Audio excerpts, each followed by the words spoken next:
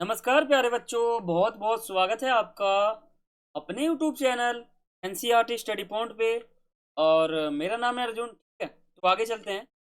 प्यारे बच्चों, जो आज का हमारा वीडियो है ये क्लास 12th ज्योग्राफी है। ये हमारा ज्योग्राफी का क्लास है ये। और ज्योग्राफी का जो हमारा का बुक है, सेकंड बुक है हमारा, वो हमने शुरू कर दिया था। उसका नाम था भारत, योग और अर्थव्यवस्था। तो इस बुक के अंदर जो हमारा 8वां अध्याय है जिसका नाम है अंतरराष्ट्रीय व्यापार, को हम समझेंगे। और इसका हमारा पार्ट 1 है। इस चैप्टर को मैं आपको 2 वीडियो में कराऊंगा। ये आपका पार्ट 1 रहने वाला है। इसके बाद एक हमारा वीडियो और आएगा पार्ट 2 में। हमारा जो चैप्टर है ये पूरा समाप्त हो जाएगा। तो प्यारे बच्चों, मेरे को आपका मुझे आप पे आशा है कि आप इस चैप्टर को बिल्कुल ध्यान से समझोगे। हर चीज को point two point, line wise, deep और अच्छे से नोट्स बनाते हुए समझो। ठीक है। और जो आपका पहला बुक था उसमें मैंने आपको ये चैप्टर 6 पार्ट में कराया था, क्योंकि पूरा चैप्टर ये हमारा न्यू कोर्स चल रहा है, आपको पता होगा। तो हम शुरू करते हैं। और बाकी आप मुझे यहाँ पे सब्सक्राइब भी कर सकते हो। और बहुत इजी है, आप वीडियो को 1-2 सेकंड पॉज करो और नीचे आके आप सब्सक्राइब कर सकते हो। बहुत इजी। आपने ग्रुप ज्वाइन नहीं किया तो आप कर सकते हो। टेलीग्राम पे आप नाम सर्च करोगे A.K.NCERT स्टडी, तो आ जाएगा। और बाकी इंस्टाग्राम पे आपने अभी तक मुझे फॉलो नहीं किया है तो आप तुरंत जाके मुझे फॉलो करें। यूजर नेम आप सभी के सामने लिखा हुआ है। और बाकी आप वहाँ पे मुझसे पर्सनली, तो आपको कोई भी क्वेरी हो, कुछ का कोई सवाल हो, तो आप वहाँ पे आकर मुझसे पर्सनली पूछ सकते हो। ठीक है, तो आगे चलते हैं। तो वही आपका विषय सूची है दूसरे बुक का। तो हमने पहला अध्याय देख लिया, दूसरा अध्याय देख लिया, तीसरा अध्याय देख लिया, चौथा अध्याय देख लिया, पांचवा देख लिया, छठा देख लिया, सातवां देख लिया। तो आज हम अपने के 8वें अध्याय पे आ चुके हैं। इसके बाद हमारा एक अध्याय और आएगा, भौगोलिक परीक्षा पे है, चयनित कुछ एवं कुछ। ये हमारा लास्ट चैप्टर रहेगा। इसके बाद हमारा जो दोनों है ना वो समाप्त हो जाएगा। फिर हम अपने तीसरे बुक की ओर बढ़ेंगे, जो कि हमारा है भूगोल के प्रयोगात्मक कारक। देखो इसमें हमारे टॉपिक कौन कौन से हैं। अंतरराष्ट्रीय व्यापार हमारे चैप्टर का नाम है। कि व्यापार का मतलब होता है क्रय विक्रय, आपको पता होगा। और अंतरराष्ट्रीय का मतलब होता है दो राष्ट्रों के बीच। लेकिन यहाँ पर हम दो राष्ट्रों के बीच व्यापार को नहीं देखेंगे। यहाँ हम भारत को ही समझेंगे कि आपका बुक ही पूरा भारत के ऊपर। देखो इसमें आपके टोटल 5 टॉपिक बनते हैं। 5 टॉपिक को अगर आपने समझ लिया तो आपने ये पूरा चैप्टर समझ लिया। इस चैप्टर के अंदर 5 टॉपिक के अलावा कोई टॉपिक नहीं बनता। आपको सिर्फ 5 टॉपिक को समझना है और आपको ये टॉपिक समझना है। इसके अलावा आप कोई टॉपिक मत समझना, टॉपिक को समझ लेना, आपका चैप्टर समझ। मैं आपको टॉपिक वाइज पढ़ाता हूँ ताकि आपको समझ में आ सके कि आखिर इस चैप्टर के अंदर टॉपिक है कितने। इसमें हमारे टोटल 3 टॉपिक हैं तो हम इसमें समझने वाले, मतलब वैसे तो 5 टॉपिक हैं, लेकिन पार्ट 1 वाली वीडियो में हम सिर्फ और सिर्फ टॉपिक को समझ। पहला हमारा है टॉपिक भारत के आयात संगठन के बदलते प्रारूप, भारत के निर्यात संगठन के प्रारूप, भारत का अधिकतर विदेशी व्यापार समुद्र के रास्ते क्यों होता है, ये भी एक प्रश्न है। और देखो मैं जो भी आपको पढ़ाता हूँ एनसीईआरटी बुक के अकॉर्डिंग पढ़ाता हूँ। आप एक काम करो, मैं आपको हर बताता हूँ, आपको क्या होगा। आप एक नोटबुक निकाल लो अभी, एक पेन निकाल लो, और जो हमारा बुक है दूसरा, लोग भारतीय लोग हमारा भारतीय अर्थव्यवस्था वाला जो हमारा बुक है भारत लोग और अर्थव्यवस्था, तो बुक निकाल लो, एक पेन और एक कॉपी निकाल लो। आप मेरे वीडियो को देखो और साथ के साथ टॉपिक वाइज नोट्स बनाते हुए चलो। मेरा मानना यह है कि आपको ये चैप्टर हमेशा हमेशा समझ में आ जाएगा। ठीक है, तो पहले हम समझते हैं कि चैप्टर का अर्थ क्या है। जब भी आपको चैप्टर पढ़ाता हूँ तो चैप्टर का अर्थ मैं आपको जरूर बताता हूँ। अगर आपको चैप्टर का अर्थ पता होगा ना, मेरी गारंटी है कि आपको चैप्टर हमेशा हमेशा के लिए आ जाएगा। तो अंतरराष्ट्रीय व्यापार का अर्थ क्या है। अंतरराष्ट्रीय यानी जब हम, वैसे तो अंतरराष्ट्रीय का मतलब होता है जब दो राष्ट्रों के व्यापार होता है तो हम अंतरराष्ट्रीय व्यापार कहते हैं। ये हमारा इसका मतलब हो जाता है अंतरराष्ट्रीय व्यापार का, सामान का क्रय विक्रय। यहाँ से हमारा चैप्टर शुरू हो जाता है। इससे पहले जो भी मैंने आपको बताया है, चैप्टर से पहले वाली कहानी थी तो आपको बताना जरूरी था। अब हम शुरू करते हैं अपने चैप्टर को। तो हमारा पहला टॉपिक है, आप नोट्स बना रहे हो तो आप साइड में लिख दो कि हमारा पहला टॉपिक है ये, इसको एक्सप्लेन करो। आप टॉपिक ऐसे आप टॉपिक वाइज नोट्स बनाओगे, बहुत फायदा होगा। मैंने भी आपके लिए नोट्स बना रखा है, तभी आपको मैं बता रहा हूँ। देखो, भारत के आयात संगठन के बदलते प्रारूप का मतलब क्या है? आयात मतलब प्राप्त करना, बदलते प्रारूप यानी भारत पहले क्या आयात करता था, अब क्या आयात करता है, इसका कुछ बदलता कुछ स्वरूप दिखता है हमको। ऐसा लगता है कि भारत पहले कुछ और व्यापार करता था, कुछ और चीज खरीदता था, अब कुछ और चीज खरीद रहा है। तो इसी को समझना।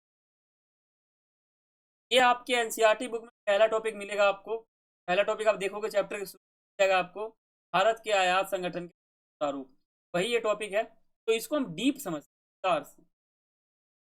आयात संगठन का अर्थ होता है कि भारत देश किन चीजों को खरीदता है अन्य देश, इसी को हम कहते हैं आयात संगठन। 1950 से लेकर 1960 तक भारत देश खाद्यान्नों का आयात करता था, ठीक है। 1950-60 में क्या हुआ कि भारत जो है ना 1960 और 50 के बीच क्या करता था कि सिर्फ खाना जो है, खाद्य पदार्थ जो है, उसी का आयात करता था। लेकिन अब क्या हो रहा है, अब कुछ बदलते प्रारूप दिख। आपको पता होगा हरित क्रांति, हरित क्रांति छोटे क्लास में आपने समझा था। हरित क्रांति के बाद खाद्य फसल के आयात पर क्या हुआ कि रोक लग गई। कह दिया कि भाई आप आयात जो है खाद्य पदार्थ भारत नहीं। पेट्रोल का आयात जो है भारत देश में बढ़ गया जब हरित क्रांति हुई ना। तो हरित क्रांति जो आपको पता होगा खाद्य खाना के ऊपर था। तो हरित क्रांति में क्या हुआ, खाद्य फसल को आयात करने पर रोक लग गए। लेकिन जो भारत जो पेट्रोल है, पेट्रोल के आयात पर जो है तेजी आ गई। वर्तमान समय में भारत पेट्रोल के साथ साथ चांदी और इलेक्ट्रॉनिक सामान है, टीवी हो गया, फ्रिज हो गया, एलसीडी हो गया, ये सभी को मतलब सभी का आयात करता है। आपको पता होगा अगर आप 32 इंची का एलसीडी खरीदोगे तो वो चाइनीज भी बनाता है, मतलब चाइना भी बनाता है चाइनीज का, और भारत भी बनाता है। तो ये चाइना वाला जो भारत में बिक रहा है, इसका मतलब क्या है, कहीं ना कहीं इलेक्ट्रॉनिक का आइटम है ना, का आयात कर रहा है। यानी इस टॉपिक का नाम रखा गया है भारत के आयात संगठन के बदलते प्रारूप। यानी हरित क्रांति 1950-60 के बीच में क्या हुआ, भारत जो है वो खाद्य फसलों का आयात करता था, खाद्य सामान का आयात करता था। लेकिन उसके बाद क्या हुआ कि वो अन्य चीजों का आयात करने लग गया। इसलिए हम इसको कहते हैं भारत का जो आयात करने का संगठन है ना, उसका बदलता स्वरूप को दिखता है हरित क्रांति के बाद। अब हम समझते हैं भारत देश का जो निर्यात संगठन है, ये कुछ बदलते स्वरूप है जो हमको दिखता है। यानी भारत पहले क्या निर्यात करता था और अब के क्या निर्यात करता है, इसी का जब बदलाव हो जाता है ना, इसी को हम कहते हैं भारत के निर्यात संगठन का कुछ बदलता स्वरूप, कुछ बदलता प्रारूप है। इसको समझ, भारत में निर्यात संगठन बदलते स्वरूप। निर्यात संगठन का अर्थ होता है कि भारत देश किन किन चीजों को बेचता है अन्य देश को, ये समझते हैं। इसी को हम कहते हैं क्या, निर्यात संगठन। 1950 से 60 के बीच क्या हुआ कि भारत जो है अयस्क और खनिज को बेचता था। क्या करता था भारत, मान लो एक देश है, भारत देश सिर्फ और सिर्फ अयस्क को बेचता था और खनिज को बेचता था। तो पहले सिर्फ खनिज को बेचता था, लेकिन मैंने आपको क्या कहा, टॉपिक का नाम है भारत जब कुछ निर्यात करता था पहले, तो पहले क्या निर्यात करता था और अब क्या निर्यात करता है, तो इसके बीच में जो फर्क दिख रहा है ना, इसी को कहते हैं कि भारत का निर्यात करने का जो प्रारूप है वो बदल रहे हैं। तो पहले क्या निर्यात करता था, अयस्कों को करता था और खनिज को करता था। लेकिन क्या हुआ, और मसाले चाय कॉफी को भी भारत जो है बेचता था, निर्यात करता था, पहले की बात कर रहा हूँ। लेकिन 2003 के बाद क्या हुआ ना कि भारत देश जो है वो आभूषण का निर्यात करने लगा। समझ रहे हो, तो ध्यान से सुनो। टॉपिक का नाम है भारत के निर्यात संगठन के बदलते स्वरूप। निर्यात संगठन का मतलब होता है किन किन भारत बेचता है, ठीक है।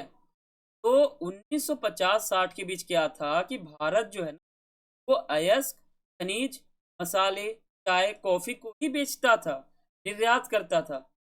तो हम इसे बदलते स्वरूप नहीं कहेंगे। लेकिन 2003 के बाद क्या हुआ, भारत आभूषण का निर्यात करने लग गया, सोने का निर्यात करने लग गया। तो इसका मतलब क्या है कि भारत का निर्यात संगठन जो है वो बदल रहा है। इस टॉपिक का नाम रखा गया बदलते प्रारूप। नाम समझ गए, बहुत ही अच्छा नाम है, बदलते प्रारूप।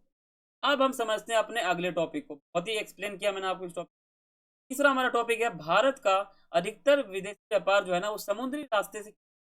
ये लहर देखो, 10-10 फुट के लहर है ये, 10 फुट लंबाई है इसकी, 10-10 फुट के लहर हैं ये, लंबाई ऊपर तो बहुत है। तो समुद्र के लहर है ना, तो यहीं से मतलब समुद्र के रास्ते विदेशी व्यापार क्यों।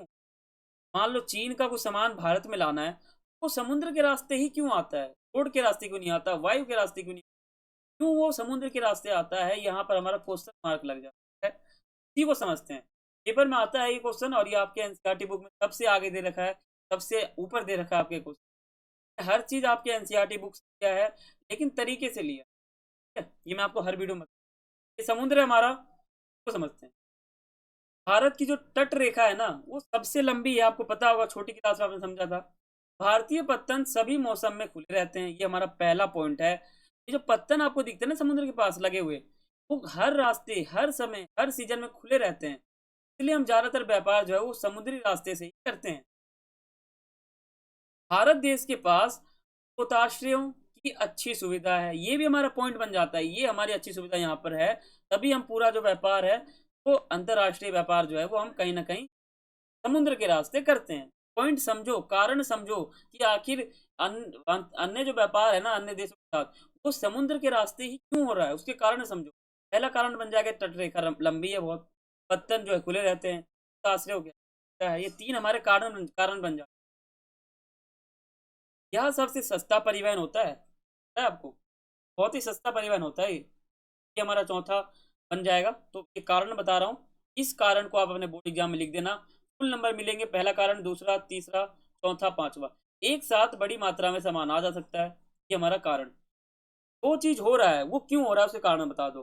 तो हमारा जो व्यापार है ना वो क्वेश्चन मार्क लगा दिया मैंने आपके सामने। तो व्यापार समुद्र के रास्ते क्यों होता है, ये सब कारण के वजह से होता है, ठीक है, समझ गए। तो ये हमारा पार्ट 1 था, आशा करता हूँ आपको समझ में आ गया होगा। अगर आपको ये पार्ट 1 अच्छा लगा है तो आप मुझे कमेंट करके जरूर बताना। अगर आप चैनल पे नए हैं तो सब्सक्राइब करके बेल आइकन पे क्लिक जरूर कर देना, और वीडियो को 1 लाइक जरूर करना, और वीडियो शेयर जरूर करना। और बाकी कुछ भी आपको पूछना हो इस चैप्टर में, अगर नहीं आया हो कुछ, या फिर कोई भी चैप्टर आपका समझ नहीं आया है, तो आप मुझे कमेंट करके बता सकते हो, या डायरेक्ट आप मुझे इंस्टाग्राम पे मैसेज कर सकते हो। पूरा प्रयास करूंगा आपके क्वेश्चन का जवाब देने का। मैं अपने अगली वीडियो में, यानी इस चैप्टर का जो पार्ट 2 है, जिसमें हमारा जो चैप्टर है